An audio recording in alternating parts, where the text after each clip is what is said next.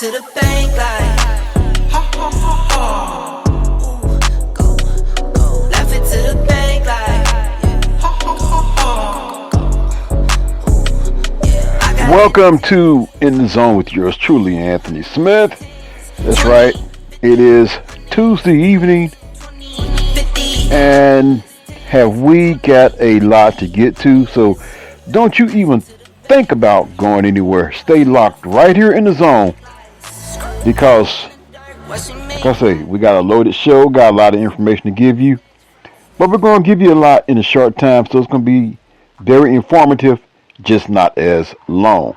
That's right. Once again, this is your host, Anthony Smith, in the zone, and wouldn't you believe it? Philadelphia 76ers center Joel Embiid wins his first MVP. That's right, his first MVP.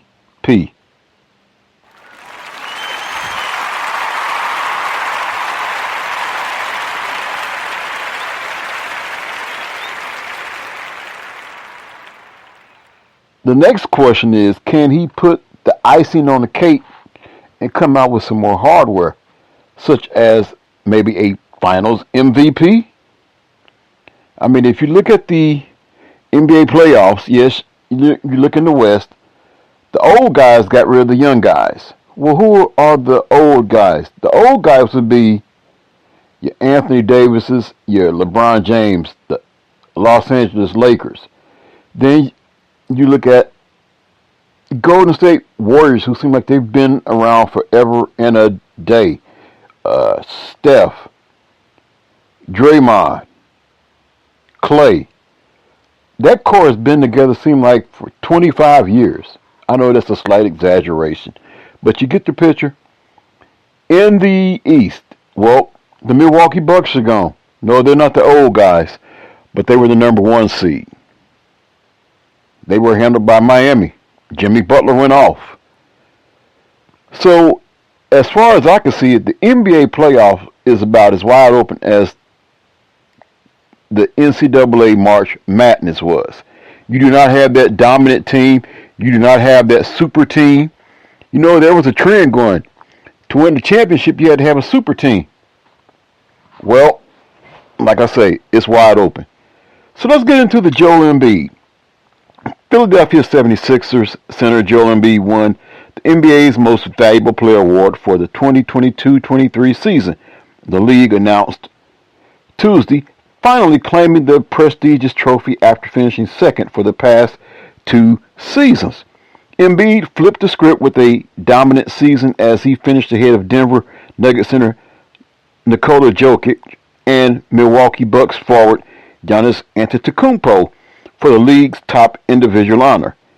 What seemed like a tight race throughout much of the season ended as a blowout, with Embiid garnering 73 of the 100 available first place votes, 915 total.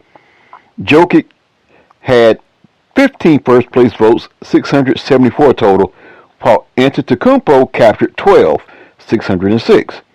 Boston Celtics forward Jason Tatum finished fourth, and Oklahoma City Thunder guard Shai Gilgeous-Alexander was fifth.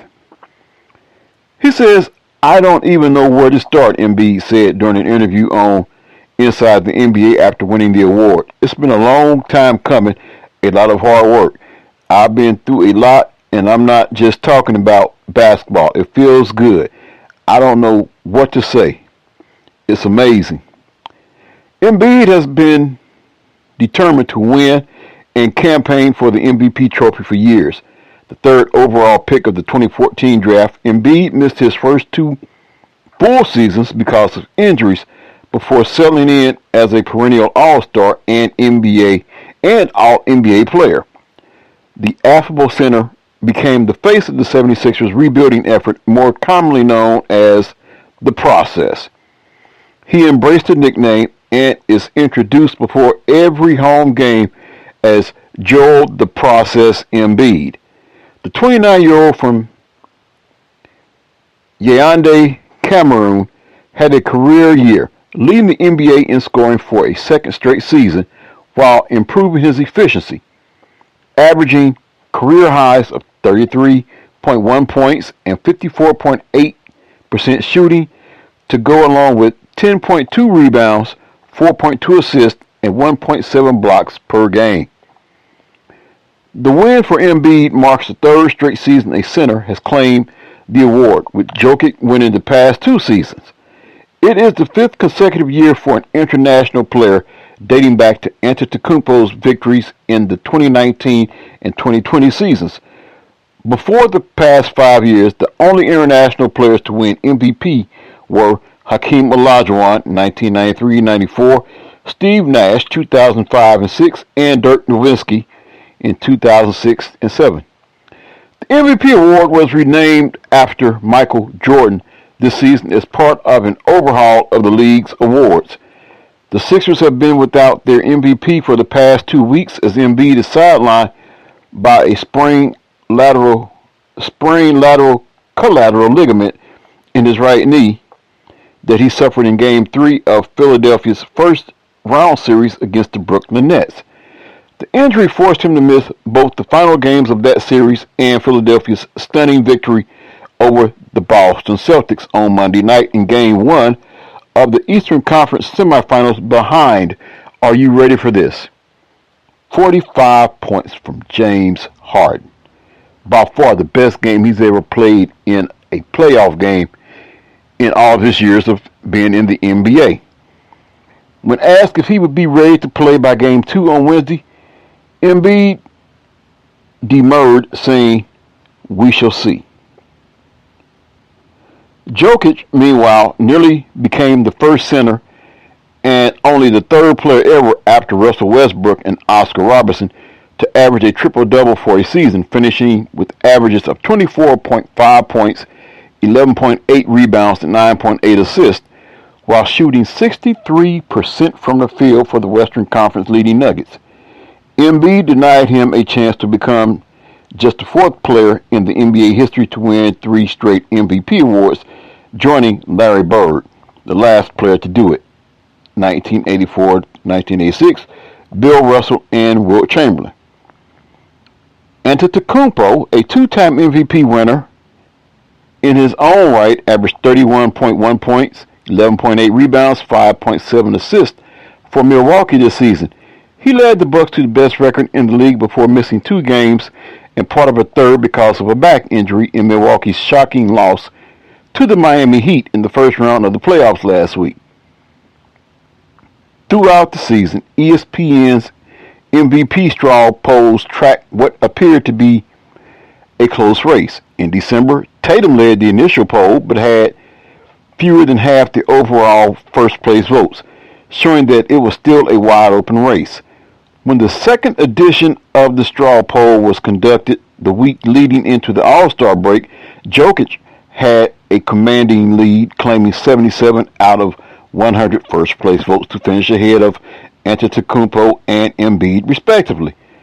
But between then and the final straw poll in late March, Jokic and the Nuggets struggled throughout the month while Embiid went on an absolute tear after the All-Star break, sending Philadelphia charging up the standings while facing the league's most difficult schedule.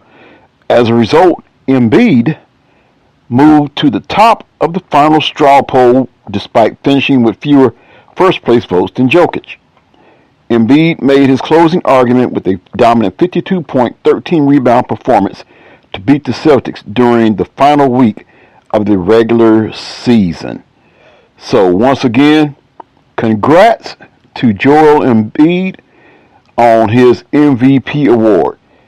So it still remains to be seen, can he help Philly bring home the trophy? I tell you what, if they keep getting play like that from the bearded one, they might have a chance to dominate and come out of the East and be playing for the right to hoist that trophy. So I tell you what I am going to do right now. I am going to pause and take a break. And when I come back, I will have some more NBA related news. So don't you dare go nowhere. Stay in the zone with yours truly, Anthony Smith.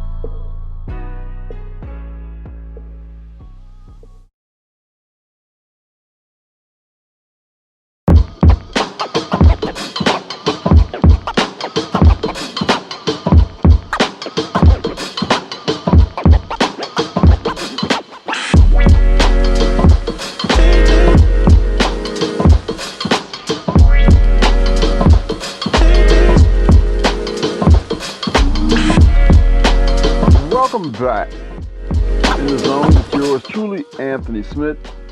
So glad you could join me. Hope you are enjoying what you were hearing thus far.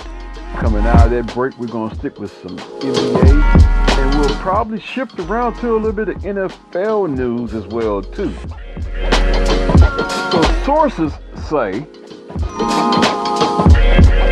that Chris Paul's status is in doubt for games 3 and 4 because of his growing strain. Phoenix Suns guard Chris Paul's status is in doubt for games 3 and 4 against the Denver Nuggets this weekend because of his left groin strain, sources told ESPN's Adrian Wojnarowski.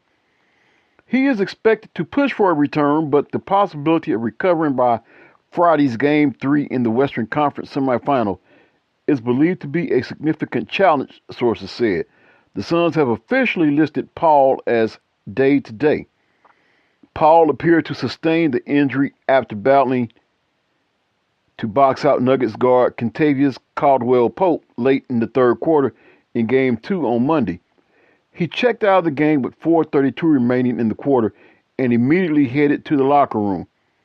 Paul, who turns 38 on Saturday, has dealt with playoff injuries multiple times throughout his surefire Hall of Fame career. He has missed 8 career playoff games due to injury, most notably a hamstring strain that sidelined Paul for the last 2 games of the 2018 Western Conference Finals, when his Houston Rockets built a 3-2 lead but lost to the eventual champion Golden State Warriors. Paul is averaging 12.4 points, 7.4 assists during this postseason. He has the Suns' best plus-minus in the playoffs, as Phoenix has outscored opponents by 39 points over 7 games with Paul on the floor. The series shifts to Phoenix on Friday, with the Suns trailing 2-0 to the Nuggets. My question now is the season over for Phoenix? Once again, the series shifts to Phoenix. Maybe they can come away with a split and maybe enough time to get Paul back and about as ready as you could possibly get dealing with that hamstring strain. But I'm going to go on record and say their season is almost pretty much cooked, unless Devin Booker and Kevin Durant can put this team on their back and will them to victory. To me, I think it's over. But that's just me. I'm just one guy doing a podcast. You may agree or disagree, but that's my opinion. But that's why they play the game. Stranger things have happened. Now we move around to the NFL, some things that have made the headlines. It's been an ongoing situation, ongoing saga since that fateful night in Las Vegas. Ex-Raiders wide receiver Henry Ruggs III to plead guilty in fatal DUI case. Former Los Angeles Raiders receiver Henry Ruggs III unconditionally waived his right to a preliminary hearing Tuesday and will plead guilty to 1 count of DUI resulting in death and 1 count of misdemeanor vehicular manslaughter in a 2021 case in which he is in which he is accused of killing a woman in a car crash. According to a plea agreement presented Tuesday in Las Vegas Justice Court, Ruggs will serve 3 to 10 years in Nevada State Prison. The case now moves to the 8th Judicial District Court for a hearing on May 10, when he is expected to formally plead guilty. Ruggs attended the hearing Tuesday and when asked whether he understood the proceedings, replied, "Yes, Your Honor." The charges dropped as part of the plea deal were one count of DUI causing substantial harm regarding his passenger and 2 counts of reckless driving. This is the first step toward a fair resolution to this matter, and we look forward to closure for all the parties involved, David Z. Chesnoff and Richard A. Schoenfeld, attorneys for Ruggs, said in a statement released after Tuesday's proceedings. Eric Bauman, Chief Deputy District Attorney, declined to comment until next week's plea hearing. Police said Ruggs, who is 24, was drunk and reached speeds of 156 miles per hour in Las Vegas Valley, west of the Strip, in the early morning hours of November the 2nd, 2021, when his Corvette Stingray hit Tina Tintor's Toyota RAV4, propelling it 571 feet and setting it on fire. Tintor, 23, and her dog, Max, burned to death, a coroner ruled in December 2021. According to authorities, Ruggs refused to take a field sobriety test, and a blood draw about 2 hours after the crash revealed his blood alcohol level was 0.161, more than twice the legal limit in Nevada. His girlfriend, Kiera Janai Kilgo Washington, was in the car and was also injured. He was released on a $150,000 bond one day after the crash, and for the past year and a half has been on house arrest with alcohol and location electronic monitoring devices. The Raiders quickly released Ruggs, a first-round draft pick out of Alabama in 2020 after the crash. Last year, Ruggs was granted permission to leave home confinement twice a week to work out 3 hours a day at a training center in the Las Vegas Valley. Around that same time, the court allowed him to go to California for a month for unspecified medical treatment. The preliminary hearing was rescheduled 6 times, the latest delay coming in March, over which justice of the peace should handle the hearing. If convicted, Ruggs had faced a minimum of 2 years and up to 50 years in prison.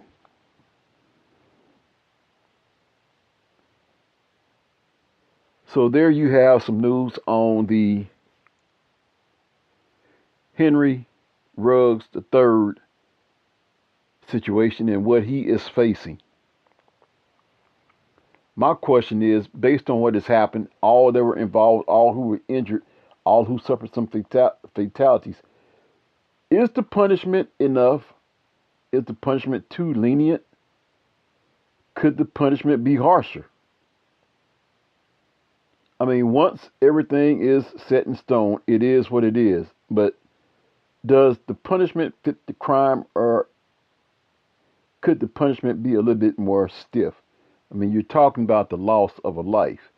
Most cases, when you have loss of life, sometimes you have life in prison. So, based on cases that I've heard before and how things have turned out, that's why I pose this question. Do you think that this punishment fit the crime, especially since there was a loss of life? Well, I'm going to take one more break, and when I come back, I'm going to wrap this up. And I'm going to do something that I normally don't do. I am going to look at some baseball news centered around Justin Verlander and Max Scherzer. So stay in the zone with yours truly, Anthony Smith. I'll be right right back. So don't you go nowhere.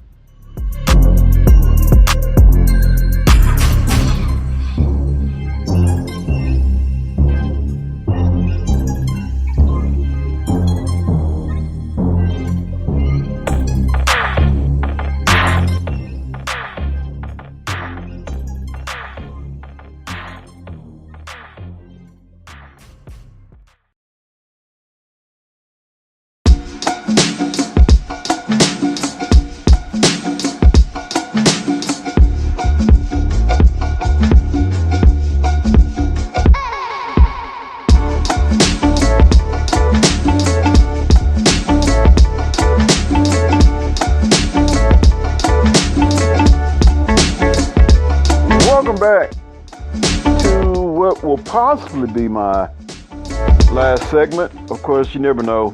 Something might pop up and I have to address that. But this looks to be my last segment as the hour is growing late.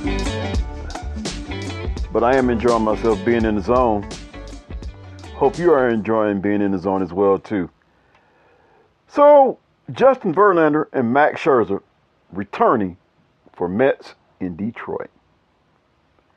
New York Mets star pitchers Justin Verlander and Max Scherzer are returning to the mound, perhaps fittingly, in Detroit against a team they helped have its last run of success. It's funny how baseball works, Verlander said Tuesday, surrounded by Detroit and New York area reporters at Comerica Park. The 40-year-old Verlander is scheduled to make his Mets debut on Thursday against the Tigers, who drafted the right-hander number 2 overall in 2004 and traded him to Houston in 2017. Verlander's season-opening start was delayed due to a back injury. Obviously, I wouldn't like to start the year on the IL at all, he said, but as baseball always tends to have some funny stories and connections, here I am, my first start as a Met in Detroit. The 38-year-old Scherzer, 2-1 with a 3.72 ERA, is due to pitch Wednesday for the first time since April 19, when he was ejected for violating MLB's foreign substance policy. Yes, we know how that went, and we know how he felt about that. The series' opening game Tuesday night was postponed due to rain and will be made up as part of a doubleheader on Wednesday. Scherzer, who pitched for the Tigers from 2010 to 2014 before signing with Washington, is returning from a 10-game suspension. He initially challenged the punishment before dropping an appeal, per the team's wishes. The right-hander claimed the stickiness was caused by rosin and sweat, not by a foreign substance, but declined to say what changes he would make moving forward. I'm not going to go into the process because if you have a process, that's cheating, Scherzer said. Scherzer was just the third pitcher suspended since baseball's crackdown on sticky substances started in June of 2021. The Mets, who are in the highly competitive National League East, are happy to have the 3-time Cy Young winners in the rotation after investing a lot of money in them during the offseason. Verlander signed an $86.67 million 2-year deal after he went 18-4 with a 1.75 ERA in 28 starts last year, helped the Astros win the World Series and won his third Cy Young. The Mets gave a $130 million 3-year contract after he went 15-4, going undefeated after May 30th with the Nationals and Los Angeles Dodgers. Just excited to be back with Max, Verlander said. We kind of went our separate ways, and to come back here at this stage in our careers has been such a blessing. We've had a lot of talks about pitching and baseball and reconnecting. It's been great. Verlander and Scherzer led a rotation that lifted Detroit to 4 straight division titles, the American League Championship Series 3 years in a row, and the 2012 World Series. It was one hell of a run, Verlander said. Detroit has been in a rebuilding mode without many signs of improvement since trading Verlander, losing 114 games in 2019 and 96 games last year. Ouch! That sounds like Kansas City Royals.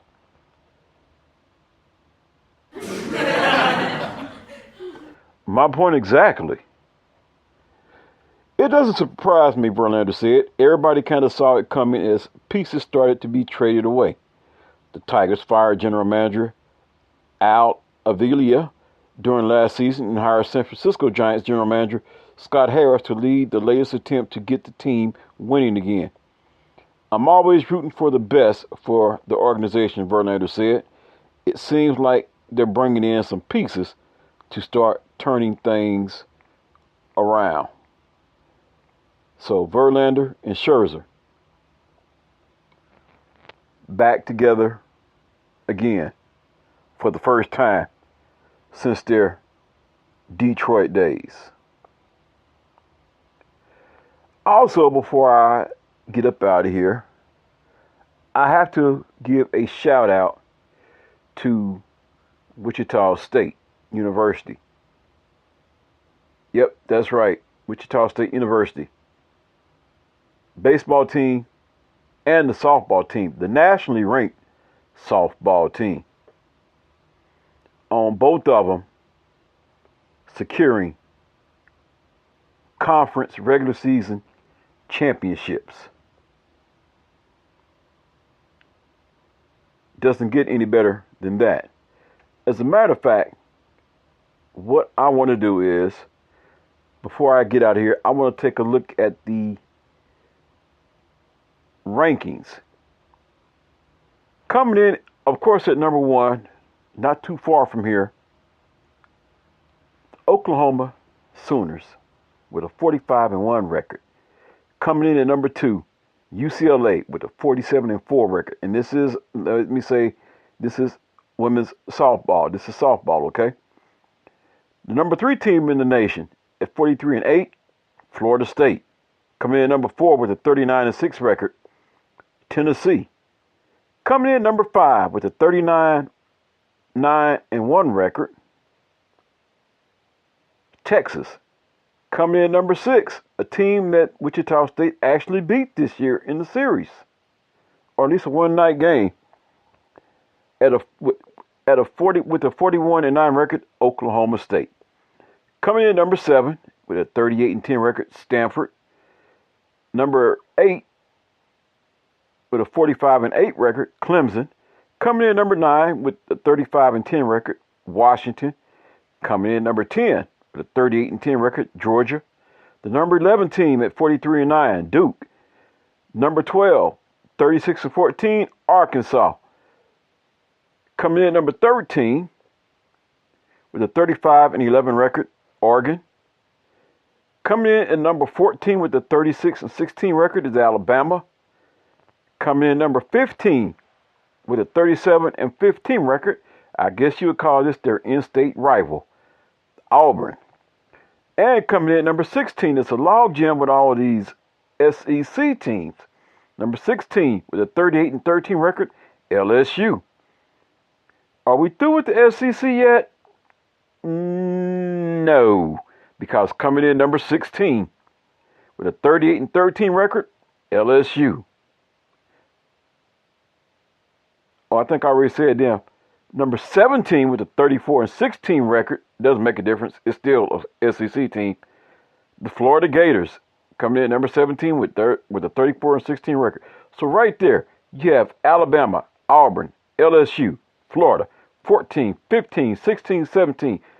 4 SEC teams bunched up. And as if that's not enough, how about the number 4 team is also from the SEC, Tennessee. Something tells me that the SEC has to be considered the most dominant sports conference. Not just football, basketball, but you're also looking at softball. Coming in at number 18 with a 33-10 record, Northwestern. And coming in at number 19 with a 43-8 record, from right here in the Air Capital City, the ICT, Wichita, Kansas, your Wichita State Lady Shockers. Let me try that again. That's right, 43-8. Coming in number 19. Wichita State Shockers. Congrats to the coaching staff and the players that made this all possible. Coming in number 20 with a 31-13 record. Utah coming in at 21 with a 36-15 record.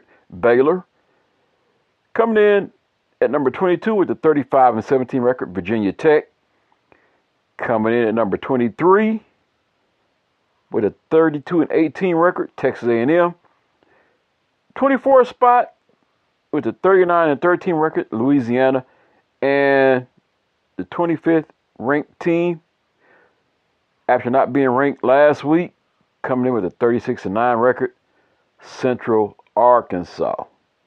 So you have the rankings for softball, and they're getting geared up for NCAA. Well, geared up for their conference tournaments, and then up next will be regionals. Let's take a look at college baseball rankings.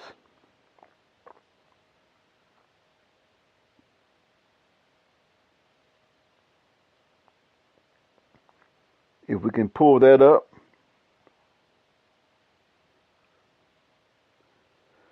The number one team in college baseball with a 35-8 record, LSU. Coming in number 2 with a 37-6 record, Wake Forest. Coming in number 3 with a 35-8 record, South Carolina. Those Gamecocks. Can you say SEC? Coming in at number 4 with a 35-10 record, Florida. Are you ready for some more SEC love? Number 5 with a 32-11 record, Vanderbilt. Coming in number 6. Yep, you guessed it. Another SEC team with a 33-11 record, the Razorbacks from Arkansas. Coming in at number 7, out there on the West Coast, keeping up with their women's softball program, at 28-13, the Stanford Cardinals. Coming in at number 8 with a 28-14 record, Coastal Carolina. Coming in at number 9 with a 32-11, hey, their men's basketball team just recently won March Madness. That would be the UConn Huskies. Oh, and check this out. This school not only plays basketball, but coming in, holding down the number 10 spot with a 31-13 record, them Duke Blue Devils out of the ACC. Right behind them, also out of the ACC, another football playing school. Of course, they've had some bumps along the way. But coming in at number 11 with a 28-16 record, the Miami Hurricanes. Coming in at number 12 with the 33-11 record, coming out of the Big 12. How about those Mountaineers from West Virginia? Coming in at number 13 with a 31-10 record, Campbell. And I'm sure this is not the can of soup either. Coming in at number 14 with a 31-13 record, East Carolina, the Pirates. Coming in at number 15 with a 30-13 record, Oregon State, the Beavers. Coming in at number 16, a well-respected program with a 34-10 record, Dallas Baptist University. Coming in at number 17, also from the Pac-12, with a 30-13 record. How be that? Two schools from the same state with the same record. That's right. The Oregon Ducks matched their in-state rival, Oregon State, with a 30-13 record. Coming in at number 18, the 30-14 record, Tennessee. Coming in at number 19 with a 29-14 record, Boston College. At number 20 with a 29-15 record, Arizona State. Coming in at number 21 with a 35-11 record, Virginia. Number 22 with a 33-11 record, University of Texas San Antonio. Coming in at number 23, them Terrapins, them darn Turtles, with a 30-15 record, Maryland Terrapins. Coming in at number 24, a well-respected program as well, with a 26-13 record, Cal State Fullerton. And the number 2015 with a 35-7 record, Northeastern. And let me also give you this note of interest. The number 23, 24, and 25th ranked teams, these teams were not ranked last week. So congrats to these teams on getting into the rankings. Well, I have enjoyed bringing you this edition of In the Zone. Hope you have enjoyed listening to In the Zone wherever you get your podcast from. And as a programming note, I want to say I'm looking forward to tomorrow evening, as I will be having a special guest on for an interview. Looking forward to welcoming Athletic Director from Wichita State University, Kevin Saul, in the zone. So you won't want to miss that one. That will be tomorrow evening. So be on the lookout for notifications when that podcast will be published and aired. Until next time, take care of yourself and each other. Have a blessed evening. This is yours truly, Anthony Smith, host of the In the Zone podcast.